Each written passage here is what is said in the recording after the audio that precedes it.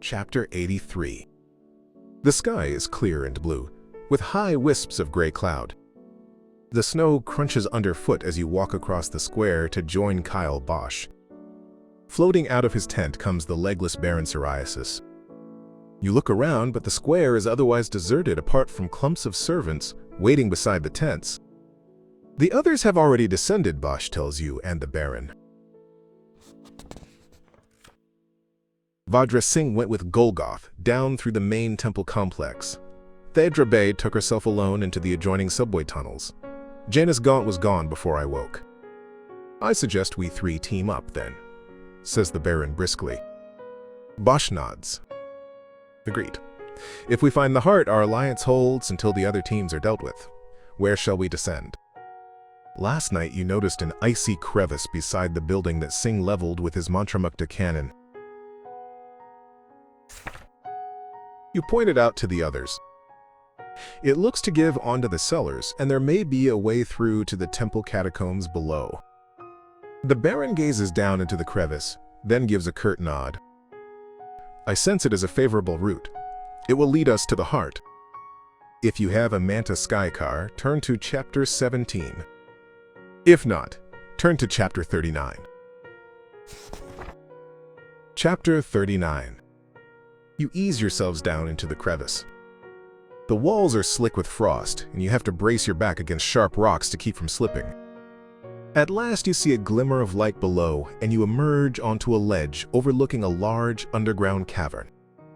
A distant howl of rushing air reaches your ears, magnified by the vast space surrounding you. The light is a dull gray phosphorescence from deep in the rock.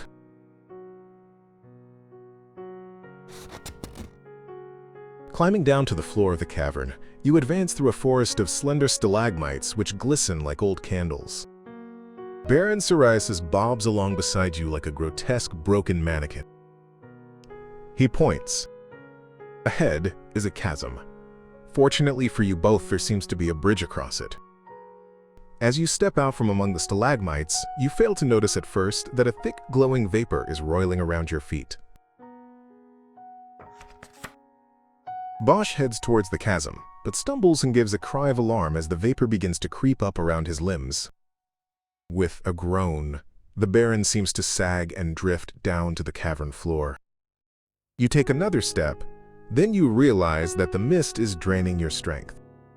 It rises across your vision, a luminous fog that seeps into your skin like ice water. You can no longer see your comrades. Then you see a sight that sends a tingle of dread through you. Taking shape within the mist, reaching towards you with ghastly imploring fingers, is a horribly twisted figure that looks like a squashed effigy of white clay. If you have the code word Enkidu, turn to Chapter 105. If not, but you have the code word Talos, turn to Chapter 127.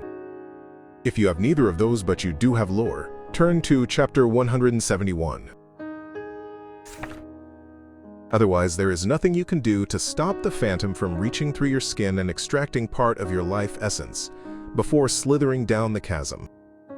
Lose 4 life points. If you survive this, turn to Chapter 149. Chapter 149. Slowly the chill leaves your bodies. Curious, mutters the Baron, floating over to peer into the chasm. It seemed to be a genuine ghost, so far as I could tell. I could not read its mind, at any rate. Just as long as it's gone now, grunts Bosch. He gestures at a narrow stone bridge spanning the chasm. On the far side, an archway opens onto a tiled hall. Who wants to go first? The Baron gives him a scornful look and hovers out across the drop. As you watch him drift to a halt on the far side, it occurs to you that he looks a rather ghostly figure himself. Bosch glances at you, shrugs and strides rapidly across the bridge. It's not too bad as long as you don't look down, he calls over his shoulder. They are waiting for you to cross. As you step onto the bridge, you find your gaze drawn downwards in spite of Bosch's advice. The walls of the chasm plunge dizzyingly into feculent darkness. Then you notice something else. Set into the rock walls, about 5 meters below the level of the bridge, are a row of metal grills. If you climb down to investigate, turn to chapter 193. If you continue across the bridge, turn to chapter 215. Chapter 193. If you have either agility or a length of rope, turn to chapter 237. Chapter 237. Reaching the nearest grill, you find it rusted and easy to wrench out of the wall. Narrowing your shoulders, you squeeze through into a small tomb chamber. A body lies on a low-carved slab, withered but preserved by the cold, dry breeze gusting up from below. The robe suggests this was one of the priests of the Valentine cult. Hearing the others calling you, you make a hurried search of the tomb, finding nothing of interest except for a speculum jacket. This gives some protection from Barisal gunshots. Note the speculum jacket on your character sheet. Since the others are anxious to be off, you climb back up to rejoin them without inspecting the other grills. Turn to chapter 215. Chapter 215, bookmarked. You reach the far end of the bridge and pass through into the tiled hall beyond. The architecture here is the same oppressive design as on the surface. The heavy, harshly chiseled lintels and monumental bulbous columns, the gigantic vaults and grotesque carvings.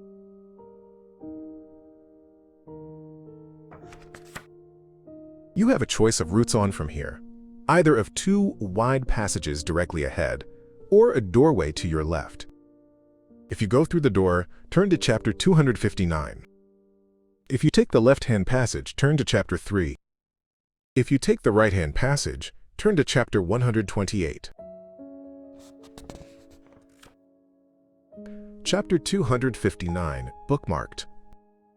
You are in a dimly lit room with a number of smaller rooms leading off it. You guess that this was where the acolytes of the Valentine cult lived. Even after 200 years, there are still signs of the rioting that led to the city's downfall. You clamber through a wreckage of broken furniture and toppled cupboards.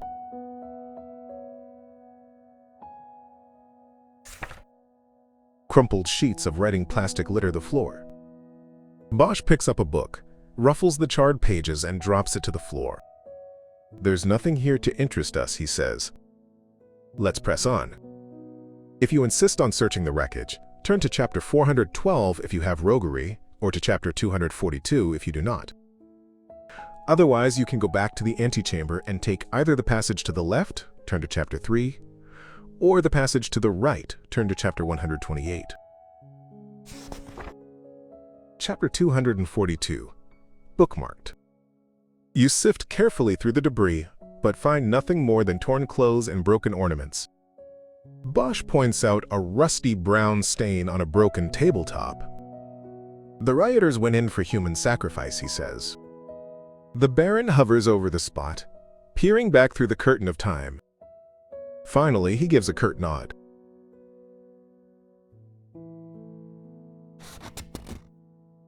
Yes, the populace broke in here and slaughtered the acolytes. But this is not where the high priest and his adepts dwelled. That lies deeper in the catacombs, and there we shall find the Shrine of the Heart. He swivels in the air and glides rapidly back to the antechamber, calling over his shoulder, "Come!" You and Bosch exchange a glance, then follow.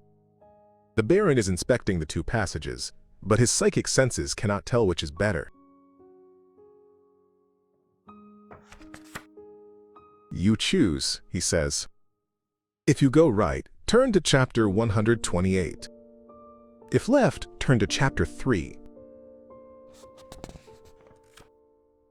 Chapter 128. The passage brings you to a series of galleries, each consisting of a cloister running either side of a central concourse softly illuminated by chandeliers. Many of the heavy buttresses have been defaced, leaving chunks of broken masonry scattered across the marble floor. "No doubt this devastation was wreaked in the city's collapse," says Bosch in a hushed voice. "It's said that the people of Du En went mad and turned against their leaders."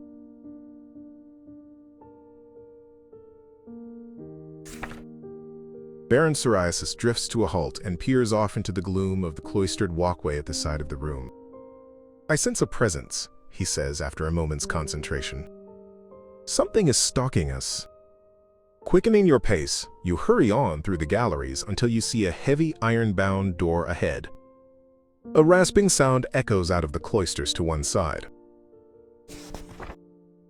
It sounds like chitin slithering across stone. You are about to break into a run when the lights go out and you are plunged into darkness. If you have the code word Scotopic, turn to chapter 302.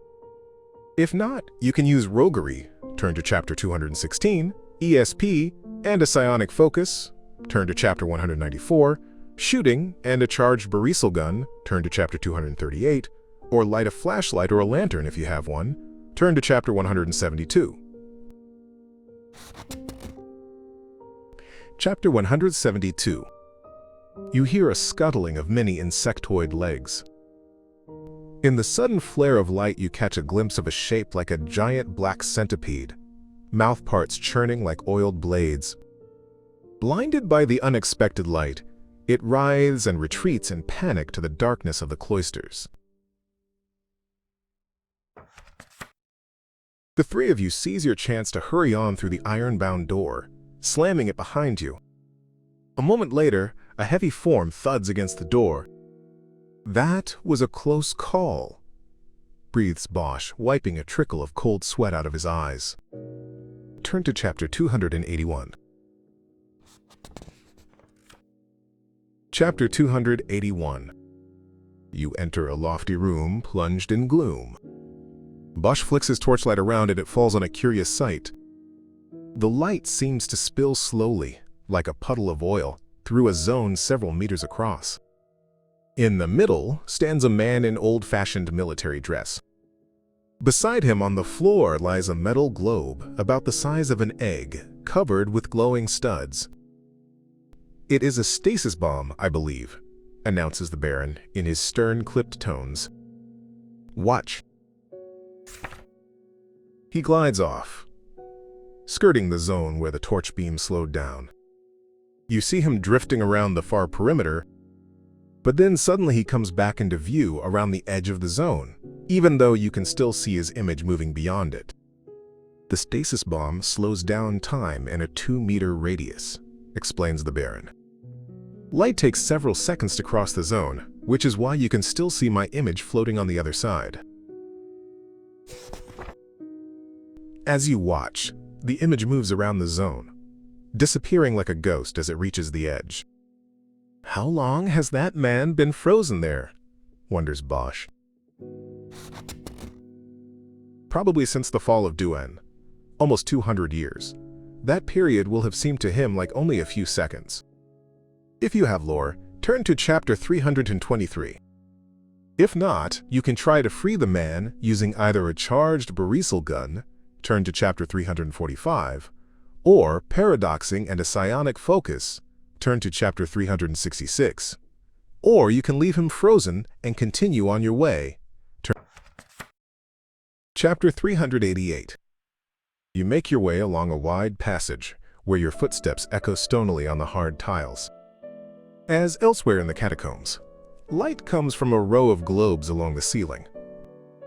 Some have dimmed over the years, but most still burn brightly. When you wonder aloud what the power source is, the Baron is in no doubt.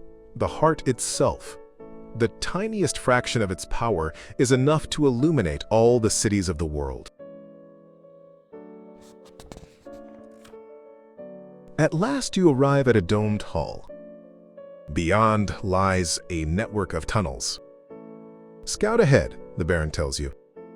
One of those tunnels must lead to the Shrine of the Heart. If you do as he says, turn to chapter 430. If you bridle at being ordered about, turn to chapter 450. Chapter 430. You have gone no further than 30 meters along the first tunnel when there is the roar of an explosion from behind you. Running back towards the hall where you left the others, you see a cloud of smoke swirling in the air. In the rubble-strewn hall beyond, someone gives a feeble cough.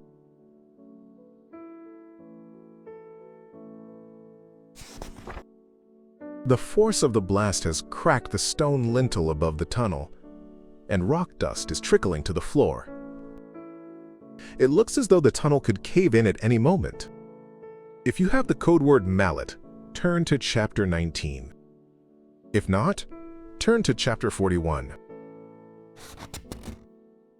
Chapter 41. Bosch comes along the passage with gun in hand. He is covered with dust from the explosion and has a gash across his forehead where he was hit by a splinter of masonry, but he is smiling. The Baron's dead, he tells you. How? What happened? He swells with pride. I got him with a grenade. I'd been carrying it all along, but the joke was that I didn't even know it myself. It was the only way to foil his mind reading, you see. I don't understand. Bosch coughs rock dust out of his throat and then goes on. I knew the Baron was heading for Duen, and that he'd be the hardest foe I'd have to face, so I got myself hypnotized to forget that I was carrying a grenade. I had a post-hypnotic suggestion planted that I should use the grenade at a key moment. He never knew what hit him. Ruthlessly cunning. If you intended any sarcasm, Bosch fails to notice it. Thanks, he says. Now, let's get going before the tunnel collapses on us. Turn to Chapter 175. Chapter 175. There is a sound from somewhere ahead in the maze of tunnels. Bosch cocks his ear. It's old-fashioned laser fire, he says, adding significantly, but none of the others were carrying lasers. The mystery is soon explained. Turning a corner, you find yourselves facing 3 hover droids that resemble large silver eggs with a rotating gun turret mounted underneath. They are gliding directly towards you, the aiming lights of their lasers playing across your vision. Bosch throws himself down a side tunnel. You are in motion an instant later, just as 3 laser beams lance out, burning a patch of molten stone on the floor where you had been standing. Racing headlong through the tunnels, you reach a circular room with a violet starburst set in mosaic on the floor. Several other tunnels lead into the chamber, and down one of them you see Vajra Singh, Thadra Bey, and Kaim Golgoth running from another group of hover droids. We stirred up a whole nest of them, shouts Golgoth. Too many to fight. As he enters the room, Vajra Singh whirls and fires his Mantra Mukta cannon over the heads of Bey and Golgoth. 4 hover droids explode in a blossom of plasma, but you can see others converging on the room from the other tunnels. Across the sweep of the opposite wall are 7 glass-fronted elevators, each large enough for 1 person. Thadra Bey lopes across to the nearest, and the door slides shut behind her. In moments, the room will be swarming with hover droids. The rest of you have no choice but to follow her lead. As you step into an elevator, the door closes and an electronic voice says, "Identify yourself, please." Will you tell it the truth? Turn to Chapter 280. Or will you pretend to be a follower of the Valentine cult? Chapter 280. The elevator door slides open. You are confronted by one of the hover droids, which immediately opens fire. Although you twist to one side, the blast rips through your arm, burning you to the bone. Lose 6 life points, unless you possess a speculum jacket, in which case lose only 4 life points. You have 0 life points left. Your life and adventure have come to an end.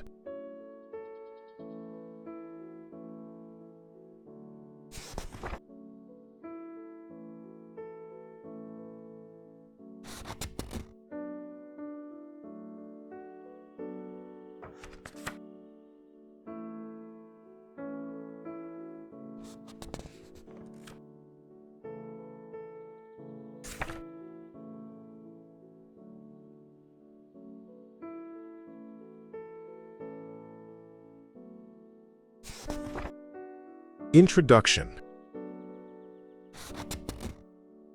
Learn about one of the spy.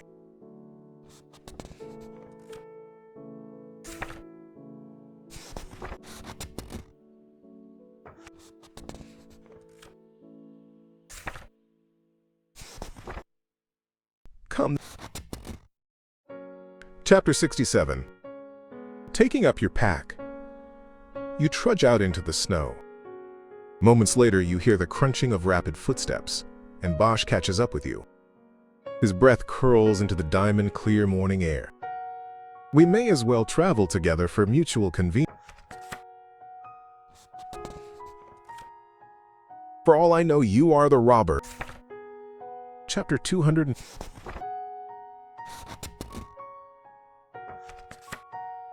When tiredness becomes too much, you slump sweat-soaked beside a fallen log and roll your clothing up to make a pillow. The succulent jungle whispers lull you off to sleep. If you have ESP and a psionic focus, turn to Chapter 30. If you have agility, turn to Chapter 53. If neither, turn to Chapter 75. Chapter 53. A rustling in the leaf canopy directly overhead warns you of danger. You open your eyes in time to see a narrow, wedge-shaped head snaking down from the branches, its wide pink mouth lined with teeth like needles. You react instantly, flipping backwards over the log an instant before the jaws strike. The creature rears back, spitting out soil and twigs, head bobbing on a long gray cable of neck, and lunges again. You slip aside, snatch up your belongings, and race off through the trees. Turn. Chapter 228, bookmarked. Crashing through a thicket of glossy green fronds, you are brought up short by an astounding sight. A majestic ruined city spreads off into the jungle in front of you, seeming to shimmer in the haze of eternal tree-filtered sunlight.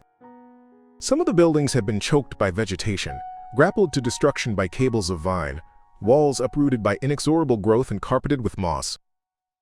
But other towers still stand gleaming, bright glass and polished steel glorious in the dappled green-gold light. Those must be the buildings still cleaned and maintained by caretechs, the diligent robot janitors left by the ancients. You skirt the perimeter of the city, stumbling and staggering from sheer awe, like a blind man suddenly given the gift of vision. It can only be the remnants of old Marseille, the mythic place lost for 2 centuries. A bee as big as a child's fist goes careering cumbersomely past your ear, legs sprawling like a helicopter's skids, and disappears into a vast buzzing hive in the eaves of a crumbled house. Birds sit pecking at lichen-stained girders, sparing you only a disdainful glance. You feel like an intruder here. A barren patch of ground lies ahead, about 50 paces across, forming an avenue towards the intact area of the city. If you follow it, turn to Chapter 271.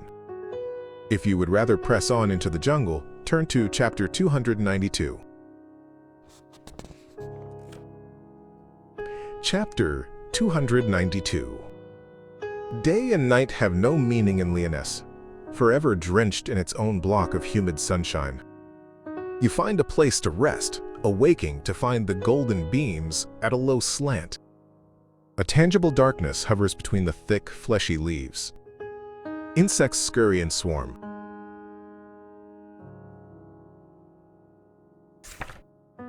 You have been bitten by gnats while you slept, which causes you to scratch furiously as you make ready to set out. The itching of insect bites is an unfamiliar sensation in the latter-day Ice Age. So is the lassitude brought on by the heat. You are now almost eager to leave the hot jungle region behind. Chapter 420, bookmarked. The ruined city is soon left far behind. You slog on through the dense undergrowth, slowly making progress to the fringes of Lyonesse. Here, where the heat is less stifling, a few ramshackle communities farm the valleys.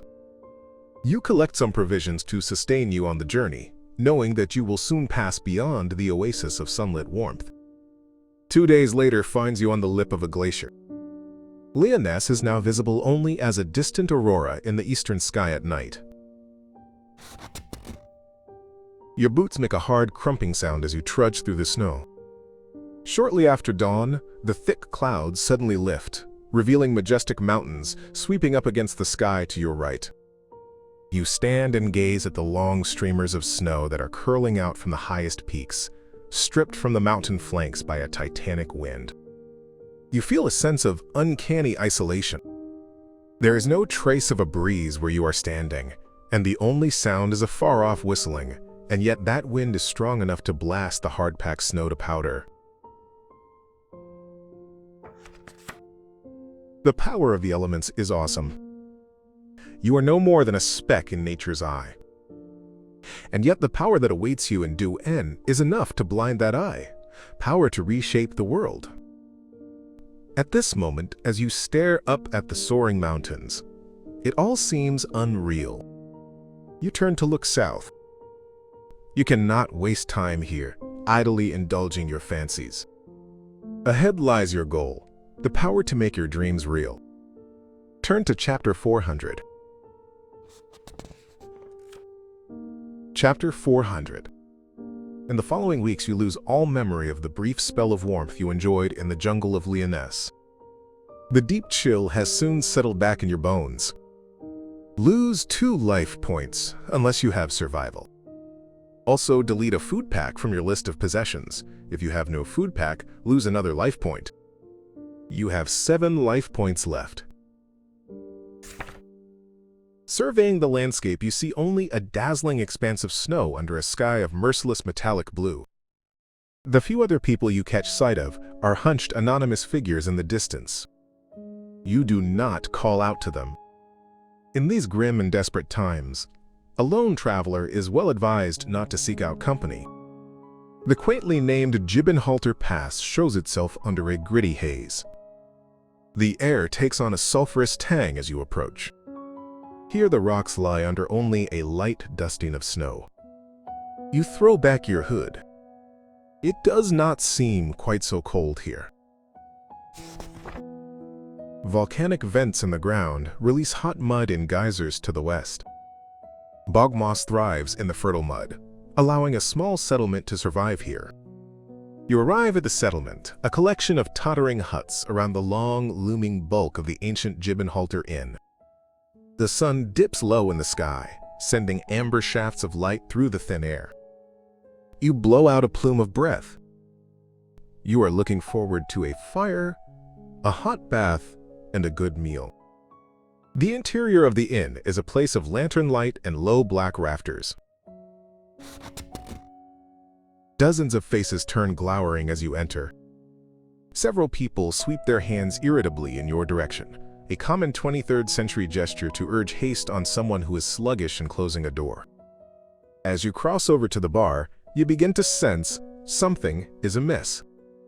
None of the others here are eating or drinking. Each person sits sullenly silent. Then, as you move around a squat beam, you come in sight of 2 women standing at the bar.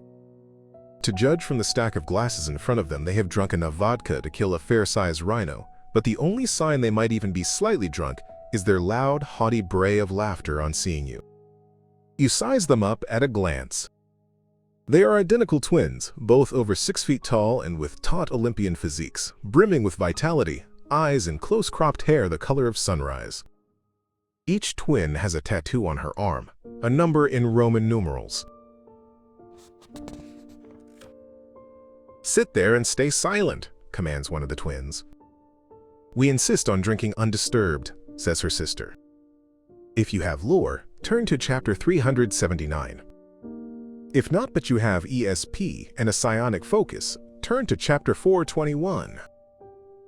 Otherwise, if you take exception to their manners and want to do something about it, turn to Chapter 32. If you meekly do as you are told, turn to Chapter 54. Chapter 32. If you fight them with close combat, turn to Chapter 76. If you draw a Barisal gun on them, turn to Chapter 98. If you prefer to resort to cunning, turn to Chapter 120.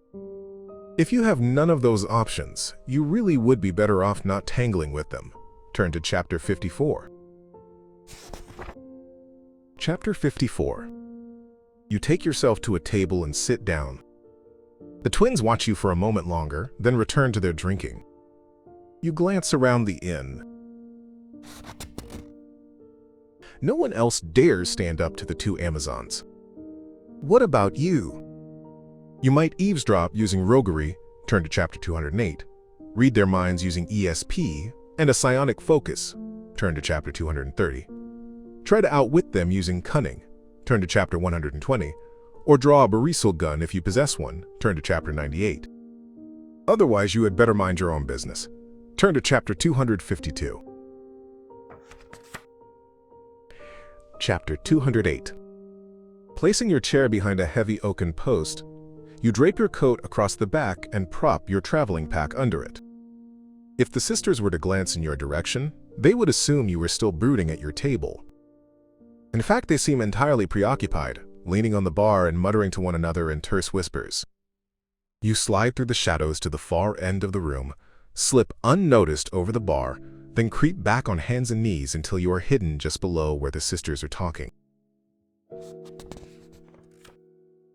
The innkeeper notices you, but luckily he is too terrified to make any comment. We'll need a barisal gun, one of the sisters is saying. We'll need two. Gaia said the heart must be bombarded with two barisal beams at right angles. That will cause a critical resonance and destroy it. There's going to be others heading for the heart. Vajra Singh's interest cannot be a coincidence. Janus Gaunt, too. It'll be difficult to achieve the heart's destruction with such as they intent on preserving it. We must succeed, or the whole world will end. You listen with keen interest.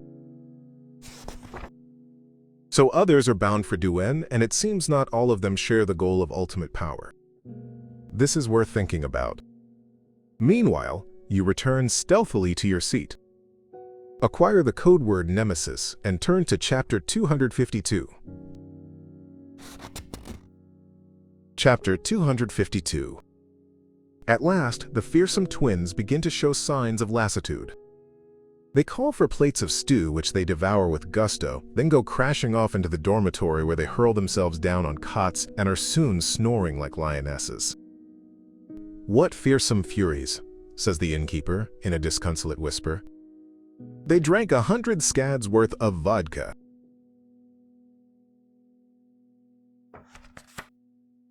I think there's little hope of getting my money, however. The other customers of the inn set up betting on the floor of the taproom. No one dares to share the dormitory for fear of the Gargan sisters awakening and setting on them in a drunken rage. You cannot blame them. You pass an uneasy night yourself, rising early to set out on your way. Turn to chapter 273. Chapter 273. The sun shows itself as a golden blur in the east, smoky and cheerless under an overhang of sullen cloud. The air grows colder as you walk, the warm geysers of the pass soon lost to view in the overcast. The way rises into foothills, then the brooding hulks of the Atlas Mountains.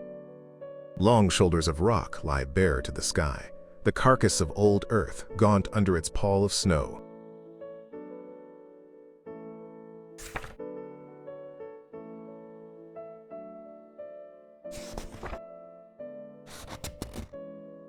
Crags scrape up past you on all sides, stern and daunting, like pillars supporting a canopy of snow-bloated clouds. A frosty hiatus hangs over the high hills.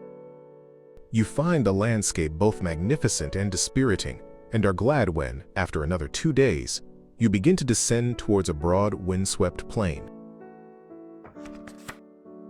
If you have survival, you manage to locate a few rodents in their burrows. Once wind-dried, the meat is hard but acceptable. If you do not have survival, you must either delete a food pack from your list of possessions, or, if you have no food packs, lose 1 life point. You have... The only other people you spy are a group of Hamadan ascetics on their shaggy camels. They pay no attention to you, as their creed insists that they disdain all outsiders. Adjusting their white and tan turbans with cold contempt, they go bounding off across the lone and level snows. Turn to chapter 393. Chapter 393. A fierce wind with teeth of ice thunders relentlessly across the land, pushing billows of powdery snow ahead of it. You hunch behind each step as though pushing a heavy cart, at times having to crouch down to avoid being blown off your feet. By day, you are surrounded by a painful white glare. At night, moonlight turns the snowscape into a scene of unearthly mystery. You trudge wearily on, feet numb with cold, eyebrows bristling with icicles. Do you have either a fur coat or a cold weather suit? If not, lose 2 life points. Even if you do have such clothing, the cold is so severe that you still lose 1 life point. Exception: lose none if you also have survival. You lose 1 less life point if you possess a burrick, as you can huddle close to it and share its body warmth. You have 4 life points left. If you possess polarized goggles, turn to Chapter 403. If not, but you have survival, turn to Chapter 443.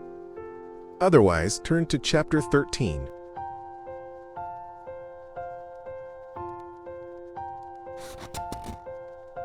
Chapter 13. Sunlight, hazed by a high overcast, is thrown up from the snow dunes in an unremitting glare as white and harsh as exposed bone. Squinting does no good.